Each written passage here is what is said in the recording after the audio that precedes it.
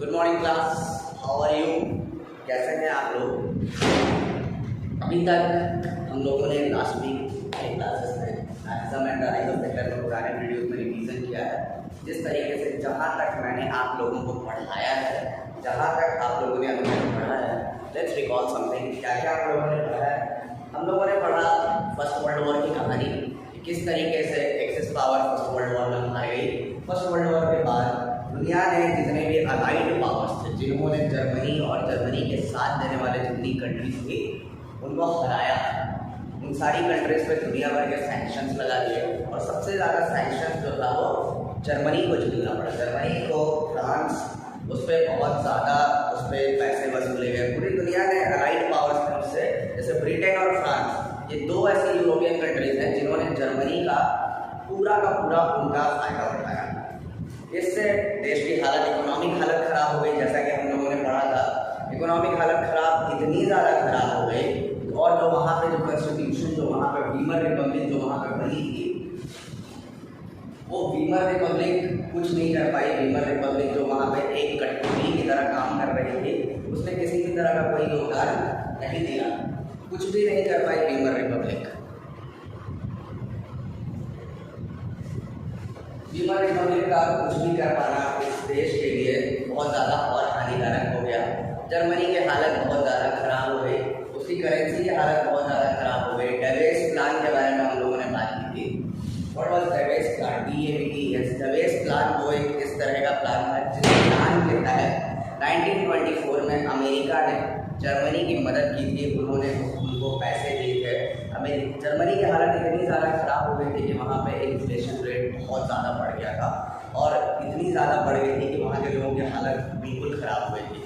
तो डेवेस प्लान के तहत अमेरिका ने 1924 में जर्मनी की कुछ समय तक मदद की। इससे जर्मनी की इकोनॉमी कुछ हद तक सुधर रही थी, लेकिन the years of depression, great depression का दौर आ गया 1929 में।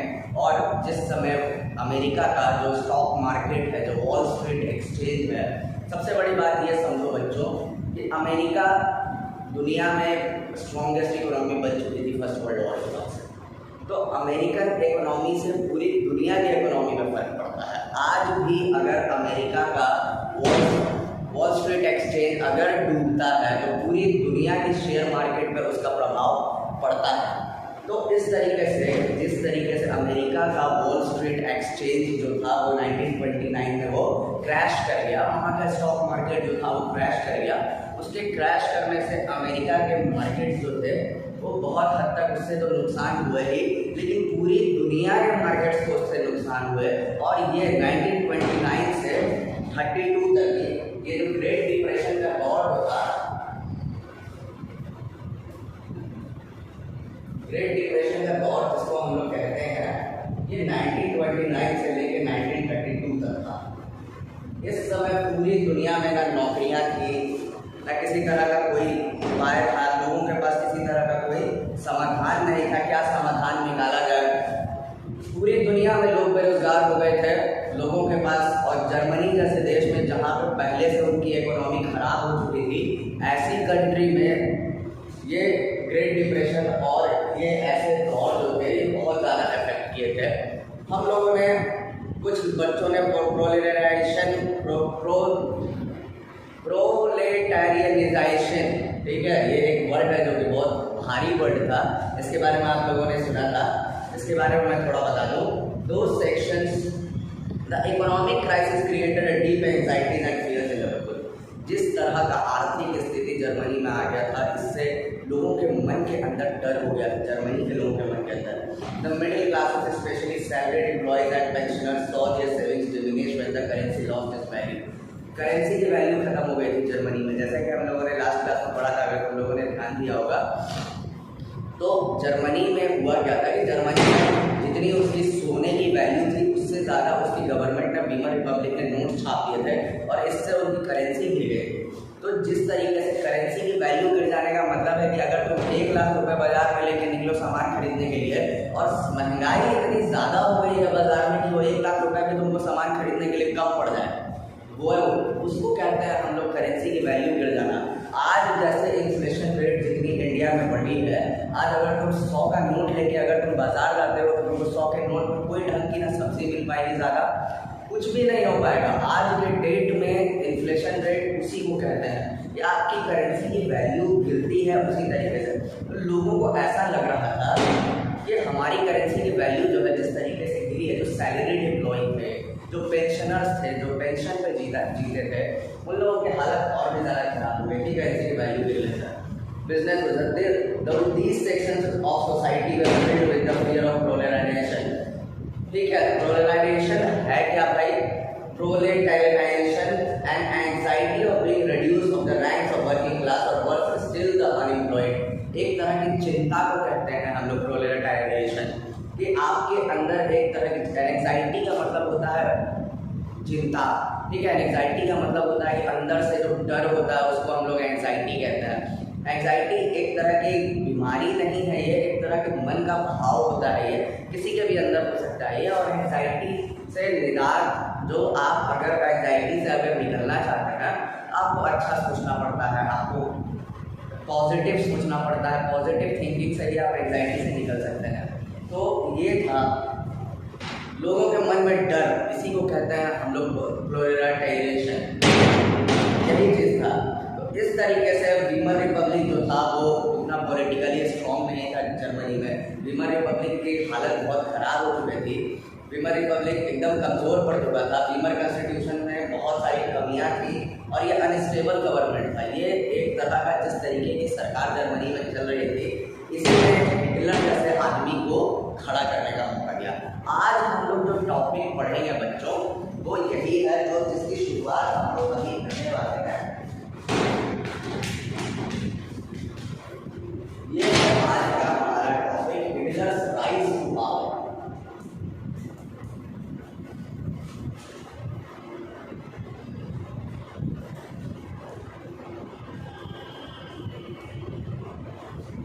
हिटलर कैसे सत्ता तक पहुंचा? आखिर हिटलर जैसे आदमी को, जो कि फर्स्ट वर्ल्ड वॉर में एक मैसेंजर का काम किया करता था, ये लास्ट क्लास में आप लोगों को बता चुका हूँ कि हिटलर जो था फर्स्ट वर्ल्ड वॉर में एक मैसेंजर का काम किया करता था, एक सेना की टुकड़ी से दूसरे सेना की टुकड़ी को मैसेज पहुंचाने का। तो वो एक आम आदमी कैसे हिटलर का, जर्मनी का वो डिक्टेटर बना ले सीधा।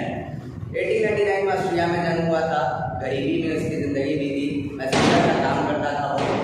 German defeat horrified him and the Versailles treaty made him furious. Germany की डिफीट 1914 और 1918 के बीच में जो वर्ल्ड वॉर हुआ था, फर्स्ट वर्ल्ड वॉर, उसमें जर्मनी के डिफीट ने, जर्मनी के हार ने हिटलर को अंदर से झकझोर के रख दिया था। ही was very horrified with the defeat. और जिस तरीके से ट्रीटी ऑफ वर्साइलेस साइन हुई थी और जर्मनी के साथ जिस तरीके से बेइज्जती जिल्लत हुई थी जर्मनी के साथ, ये हिटलर को अंदर से झकझोर के रख दिया था। हिटलर को मजबूर कर दिया था कि वो एक पॉलिटिकल ग्रुप बनाए। तो 1919 में हिटलर ने एक पॉलिटिकल ग्रुप बनाया, जर्मन वर्कर्स पार्टी, और उसने इस ऑर्गेनाइजेशन को national socialist German workers party का नाम दिया, जो नाजी पार्टी का नाम है। ये एक्चुअल में नाजी पार्टी था। 1923 में हिटलर ने बवेरिया सीज करने का कोशिश किया। बवेरिया जो कि एक जर्मनी का बहुत इंपॉर्टेंट शहर माना जाता है। हिटलर सोचा कि कुछ लोगों के ग्रुप से हम जाएंगे और बवेरिया में, और वहाँ के जो शासक हैं, जो वीमर रिपब्लिक के जो लोग हैं, जो नेता हैं, उनको मैं सीज कर लूँगा। लेकिन ऐसा कुछ नहीं हुआ। हिटलर को पकड़ लिया गया। बर्लिन के रास्ते में जब वो निकला था, तो बर्लिन जो कि जर्मनी का कैपिटल है, रास्ते में जब वो निकला तो उसको पकड़ लिया गया और उसको पकड़ के जेल में डाल दिया गया। हिटलर कुछ समय तक जेल में रहा, फिर उसको छोड़ दिया गया। नाजी जो था वो लोगों का, नाजी पार्टी जो थी वो लोगों की पॉपुलर सपोर्ट उस समय तक इकट्ठा नहीं कर पा रही थी। ये 1930s की बात है, जिस समय पूरे अमेरिका और पूरी दुनिया में ग्रेट डिप्रेशन का दौर चल रहा था। It was during the great depression that the Nazism became a mass movement. Great depression के दौर में थी, 1930s, 1929-30s के दौर में थी, जिस समय अमेरिका जैसी दुनिया में पूरे ग्रेट डिप्रेशन चल रहा था। उस समय हिटलर ने लोगों को एक आशा का झंडा दिया। हिटलर ने लोगों को कहा कि आप मुझे चुनिए, मैं आपको, ये जो स्थितियाँ हैं दुनिया में, जर्मनी की जैसी स्थिति है, इकोनॉमी बर्बाद हो चुकी है, आपके पास नौकरी नहीं है, आपके पास पैसा नहीं है, आपके पास खाने को रोटी नहीं है, ये सारी चीज़ें मैं ठीक कर दूँगा। 1929-30s में जिस समय दुनिया की हालत बिल्कुल ही ख़राब थी, हिटलर ने लोगों को एक होप का रास्ता दिखाया, आशा की रास्ता दिखाई। लोगों को भी लगा कि ये एक अच्छा आदमी है, ये हमारे लिए कुछ करेगा, क्योंकि वो एक अलग सोच का आदमी था। हिटलर जो था वो पूरे जर्मनी के लोगों को एक आशा की नई किरण इसलिए भी दिखा रहा था क्योंकि हिटलर जो था वो गरीबी से निकल गया था। लेट्स टेक एग्जाम्पल, मैं एक छोटा सा एग्जाम्पल देता हूँ। 2014 में चुनाव हुए थे यहाँ पे इंडिया में। इससे पहले नरेंद्र मोदी को कोई नहीं जानता था, लेकिन नरेंद्र मोदी जब 2014 में यहाँ पे नेता बनने के लिए आया तो लोगों को एक होप मिला कि ये हमारे बीच का आदमी है, ये एक गरीब आदमी है, ये एक चाय वाला है और ये ही हमारे देश में कुछ ना कुछ अलग करेगा। तो जिस तरीके से 2014 में लोगों को ये एहसास हुआ कि नरेंद्र मोदी जो है ये एक अलग टाइप के नेता है, उसी तरीके से उस समय जर्मनी की आप सिचुएशन समझिए। उस समय जर्मनी की हालत बिल्कुल ही ख़राब थी और हिटलर जैसा इंसान जो उन लोगों के लिए एकदम नया चेहरा था, उनके लिए हिटलर में एक आशा की नई किरण दिखी जो उनके इकोनॉमी को उठाएगा, जो उनकी इकोनॉमी के लिए बहुत कुछ करेगा, ये था।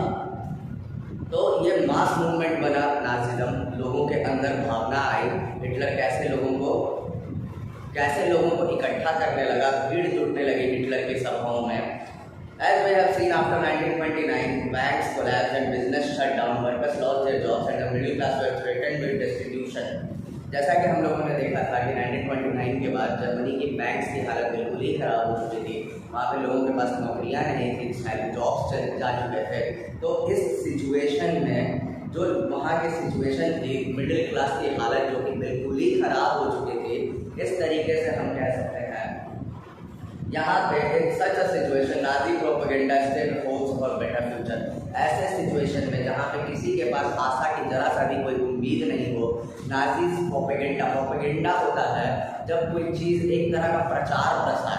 तो नाजी लोगों ने, नाजी के नेताओं ने जिस तरीके का प्रोपेगेंडा फैलाया था, ये प्रोपेगेंडा जो था, ये प्रोपेगेंडा लोगों को समझ में आया कि नहीं, ये हमारे लिए एक आशा है, यही हमारा एक बेटर फ्यूचर बना सकता है, यही हमारे भविष्य को सुधार सकता है।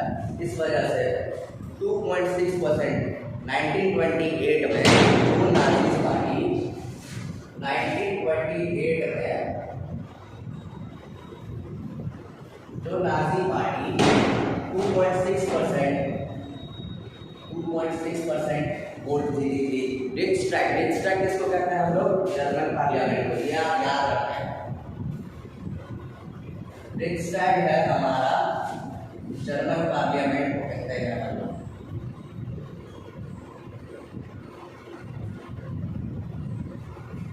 तो 2.6% वोट्स जो कि 1928 में मिला था, 1932 तक नाजी पार्टी वो जर्मनी की सिंगल लार्जेस्ट पार्टी बन के थी। 1932 तक नाजी पार्टी जर्मनी की बहुत बड़ी पार्टी बन चुकी थी और 1932 तक इसको जो वोट्स मिले थे वो 37% वोट्स मिले थे पूरी जर्मनी में। जस्ट थिंक दैट कि 1932 आते आते नाजी प्रोपेगेंडा लोगों के दिमाग में चढ़ चुका था और लोगों को ये एहसास हो चुका था कि ये नाजी की पार्टी है जो हमारी व्यवस्थाओं को सुधारेगी। लोगों को ये यकीन हो चुका था नाजी का।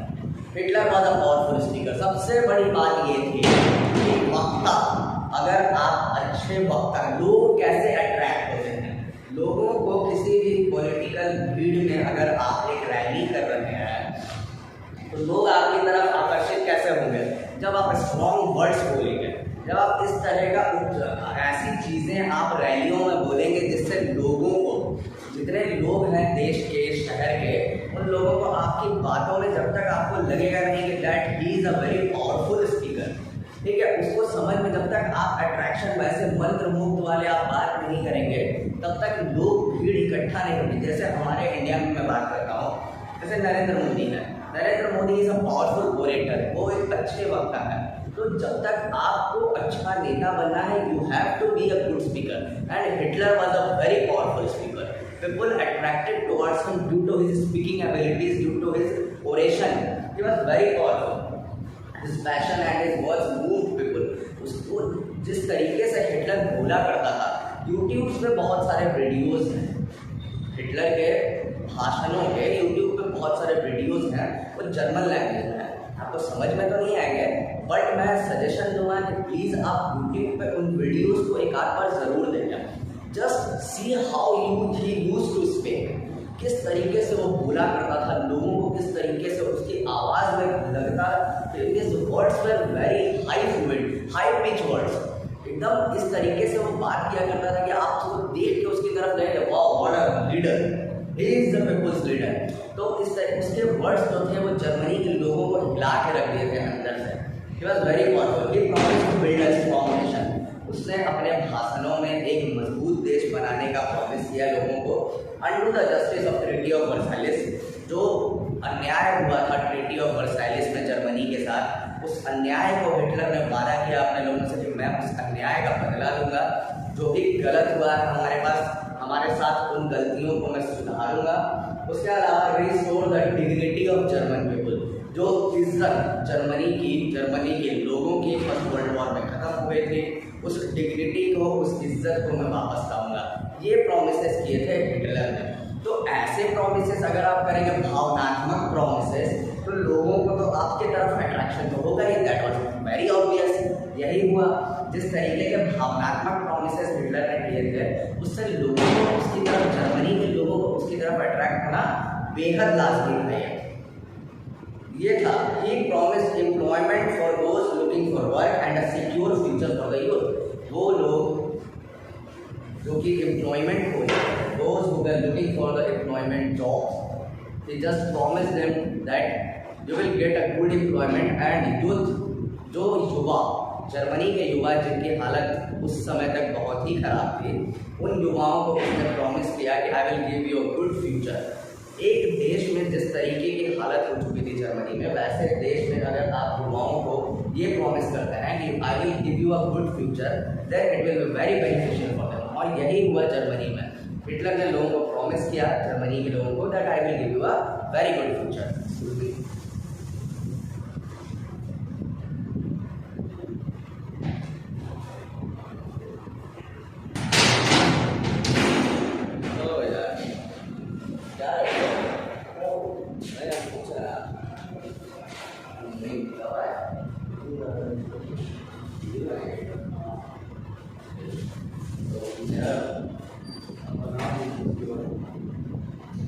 वही देख रहे कितनी देर का हुआ।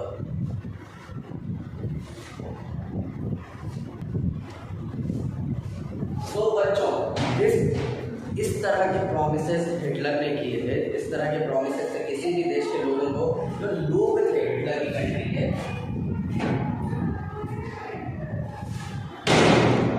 they were very much attracted by the promises of the Hitler। सबसे बड़ी बात यही है, एक्सक्यूज मी बच्चों,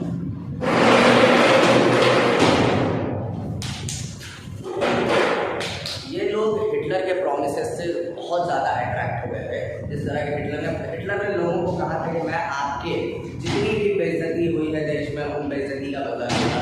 Hitler devised a new style of politics. ये एक नए तरह का पॉलिटिक्स था। इस तरह की राजनीति कभी जर्मनी में नहीं देखी गई थी। जिस तरीके से एक तरह से रेडिकल पॉलिसी, एक तरीके से ये ऐसी पॉलिसी थी, फैसिस्ट का चेहरा, डिक्टेटरशिप का चेहरा, ये ऐसा चेहरा था जो दुनिया ने और जर्मनी ने तो कभी नहीं देखा था।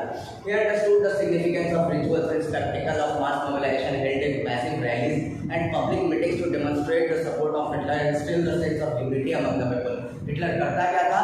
मास रैलीज किया करता था, भीड़ में बहुत बड़ी बड़ी रैलीज किया करता था, लोगों को एकता की भावना समझाता था कि we the people of Germany. इस तरह की बातों ने लोगों को यूनाइट करने में मदद की, हम लोग एक देश के वासी हैं। इस तरीके से इससे भीड़ इकट्ठा होने लगी, लोगों के जो व्यू थे, पॉइंट ऑफ व्यू थे हिटलर के प्रति, वो अट्रैक्टेड होने लगे लोग हिटलर के प्रति। इस तरीके से हिटलर ने लोगों का माहौल बनाया जर्मनी के अंदर, जिस तरीके का माहौल बनाया, इस तरह का माहौल जर्मनी के अंदर कभी लोगों ने नहीं देखा था। ये एक तरह का लोगों के अंदर एक एकता की भावना हिटलर ने जगाई। The red banners with the swastika, सबसे बड़ी बात ये थी कि हिटलर की पार्टी जो थी, नाजी पार्टी, उसके झंडे का एक बैनर हुआ करता था जो स्वास्तिक था। स्वास्तिक आप इस तरीके से, आप जानते हैं बचपन में आप लोगों ने हिंदू धर्म में भी हमारे यहाँ स्वास्तिक यूज होता है। हिटलर का रेड कलर का झंडा हुआ करता था और उस रेड कलर के झंडे पे इस तरह का साइन हुआ करता था, ठीक है। ये है स्वास्तिक का साइन, जो कि एक रेड कलर के झंडे पे, ये था झंडा हिटलर का, ये रेड कलर का झंडा हुआ करता था, दिस वाज रेड, और इस रेड कलर के झंडे पे ये स्वास्तिक का साइन, इस तरह के साइन पूरे शहर में दिखने लगे। हिटलर के पूरे शहर में स्वास्तिक और नाजी सैल्यूट ऐसे हुआ करता था, हेल हिटलर कहा जाता था। इस तरह के चीज़ें बहुत कॉमन होने लगी, लोगों को अपने चीज़ों में, हिटलर के स्पीचेस में लोगों को उम्मीदें दिखने लगी, और ये एक ताकत का प्रतीक बन गया हिटलर का। Nazi propaganda skilfully projected. सबसे बड़ी बात ये थी कि जिस तरीके के प्रचार प्रसार जर्मनी में हिटलर के बारे में किए गए थे, एकदम अलग तरीके का, लोगों के नज़र में हिटलर का एक अलग प्रोपेगेंडा बनाया गया, एक अलग तरीके से प्रचार प्रसार किया गया कि that he is the leader of a country, he is the future leader of a country and he will lead to and he will give you a very good future. इस तरीके से हिटलर को project किया गया पूरी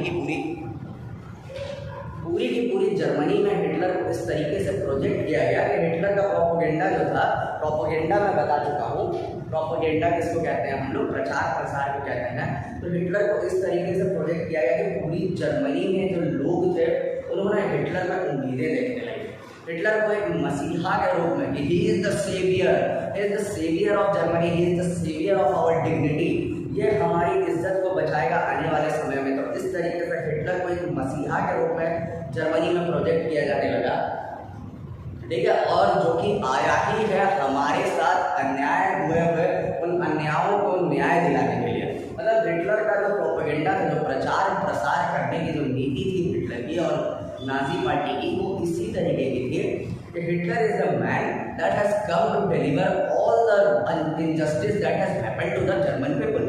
तो इससे लोगों को और लगने लगा, लोगों को एक यूनिक इमेजिनेशन लगा, इमेज जो था हिटलर का वो एक अलग टाइप का बना, और लोगों को लगा कि जिस तरीके से हमारी प्राइड और डिग्निटी जो थी, जो पास्ट में जो चकनाचूर हो गई थी, यही वो आदमी है, यही वो समय है, और यही वो पूरा का पूरा सिचुएशन है जर्मनी में जब, और यही आदमी हमारे पुराने डिग्निटी को वापस लाएगा, हमारे पुराने प्राइड को देश में वापस लाएगा। जिस तरीके का जो सिचुएशन हमारे साथ बुरा हुआ है, इस बुरे सिचुएशन को हमारे देश में यही आदमी है जो हमारी इज्जत को धराशायी होने से बचाएगा।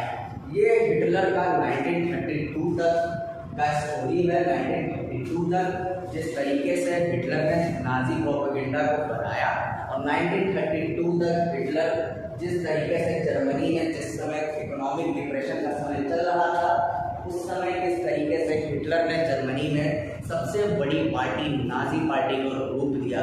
This was it.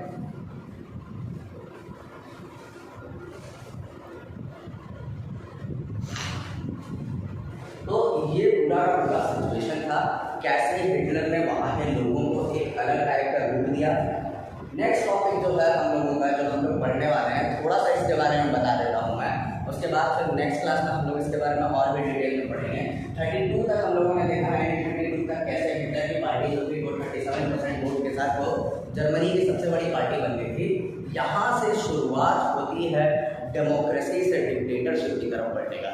किस तरीके से डेमोक्रेसी को धराशायी किया हिटलर ने, डेमोक्रेसी को चकनाचूर कर दिया, और किस तरीके से वहाँ पे डेमोक्रेसी की जगह पे एक नया फॉर्म ऑफ गवर्नमेंट ने लिया जिसको हम लोग कहते हैं dictatorship. On January 30 January 1933 president Hindenburg offered the chancellorship, the highest position in the cabinet ministers, to Hitler. Chancellor होते हैं जर्मनी में, जैसे हमारे यहाँ प्रधानमंत्री होते हैं, उस तरीके से जर्मनी में जो हाईएस्ट पोस्ट है, जो कैबिनेट की जो हाईएस्ट पोस्ट है जर्मनी में, उसको चांसलर कहते हैं। तो 1933 में वहाँ पे जर्मनी के जो प्रेसिडेंट थे, प्रेसिडेंट हिंडनबर्ग नाम था उनका, प्रेसिडेंट हिंडनबर्ग ने हिटलर को इनवाइट किया जर्मनी में चांसलर बनने का। चांसलर, चूँकि जर्मनी 37% वोट्स के साथ, नाजी पार्टी जो थी जर्मनी के, हिटलर की पार्टी, वो जर्मनी की सबसे बड़ी पार्टी थी। तो 33 में जर्मनी के जो प्रेसिडेंट थे उन्होंने हिटलर को इनवाइट किया कि आप चांसलर बने। यहाँ से by now the Nazis had managed to rally the conservatives to their cause, ठीक है। यहाँ तक हिटलर की पार्टी ने वहाँ के जो ऐसे ऐसे नेता थे जो हिटलर पर भरोसा किया करते थे, जिनको कंजर्वेटिव्स नेता उनको कहते हैं हम लोग, वो नेता थे और उनके भरोसे तक हिटलर अभी तक सर्वाइव कर रहा था। यहाँ से हिटलर जो था वो अब सत्ता उसके हाथ में आ गई, अब उसको किसी की ज़रूरत नहीं थी, कोई कंजर्वेटिव्स, किसी भी तरह के कोई रेडिकल्स, किसी भी तरह के कोई लिबरल्स को हिटलर की ज़रूरत नहीं थी। Having acquired power, Hitler set out dismantle the structures of democratic rule. और जैसे ही 1933 में हिटलर चांसलर बना, जैसे ही उसको मौका मिला, जैसे ही उसके हाथ में सत्ता आई, he just started dismantling the democratic rules. जिस तरीके से लोकतंत्र में जितनी भी रूल्स एंड रेगुलेशंस होते हैं, उन सारे रूल्स एंड रेगुलेशंस को हिटलर पोटली में डाला और पोटली में डाल के थेम्स नदी में फेंकने लगा। हिटलर का जैसे ही हिटलर के हाथ में सत्ता आई, वो धीरे धीरे पूरे डेमोक्रेटिक रूल्स को वहाँ पे बदलने लगा। A mysterious fire that broke out in German Parliament building in February facilitated his move। और एक रहस्यमयी वहाँ पे आग लगी थी जर्मन पार्लियामेंट में, वहाँ पे एक आग लगी थी जर्मन पार्लियामेंट में बिल्डिंग में फरवरी में 1933 के फरवरी में वहाँ पे एक आग लगी, जिससे वहाँ की बहुत सारी ज़रूरी चीज़ें जो थी वो जल गई। ये एक तरीके का एक उपाय था, हिटलर ने एक तरीके से एक रास्ता चुना। कोई नहीं जानता है, कोई नहीं कह सकता है कि वो आग किसने लगाई, कोई नहीं जानता है, लेकिन वो आग लगी और इस तरीके से बहुत सारे इंपॉर्टेंट डॉक्यूमेंट्स जो थे तो जर्मन पार्लियामेंट में थे वो जला दिए गए। तो ये एक तरीके से एक शुरुआत थी, डेमोक्रेसी से डिक्टेटरशिप की तरफ हिटलर बढ़ चुका था। ठीक है,